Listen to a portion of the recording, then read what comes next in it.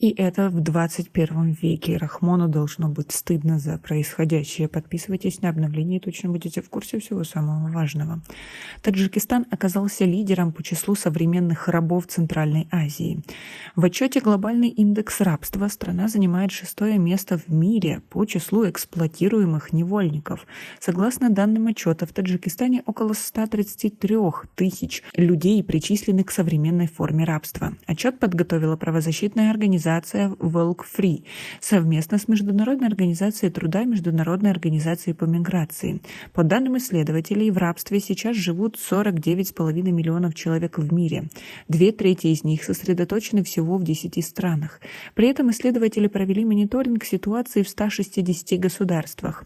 Под современным рабством понимают любые случаи эксплуатации, когда человек не может отказаться или уйти из-за угроз, насилия, принуждения, злоупотребления властью или обмана. Так, суда по отчету в Таджикистане на 1000 человек населения приходится 14 человек в рабстве.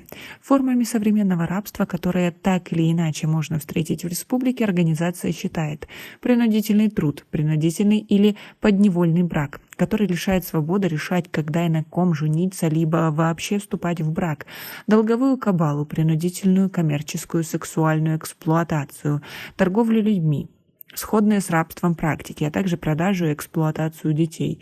Меньше всего современное рабство распространено в Дании, Швеции, Нидерландах, Германии, Норвегии и Швейцарии. По мнению авторов доклада, Таджикистану нужно сделать уголовным преступлением сексуальную эксплуатацию детей и привести это положение в соответствии с международными конвенциями, а также повысить минимальный возраст для вступления в брак до 18 лет. В отчете говорится, что распространению принудительного труда и принудительных браков способствуют различные факторы, включая бедность, дискриминацию, миграцию и отсутствие экономических возможностей. Пандемия COVID-19 и изменение климата еще больше усугубляют эти факторы, считают авторы доклада.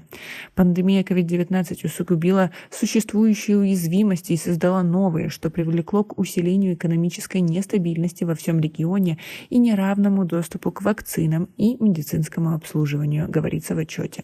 В нем также отмечено, что в Турции, Таджикистане и России наблюдалась самая высокая распространенность современного рабства.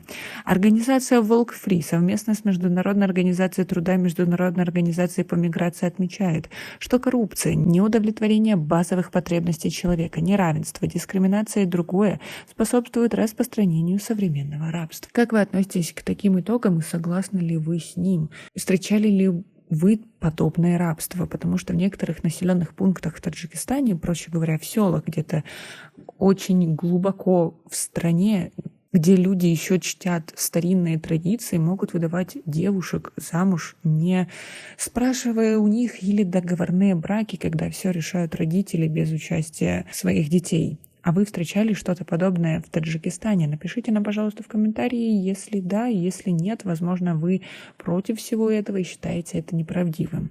У нас пока на этом все. Оцените наше видео подпиской и лайком. До скорой встречи.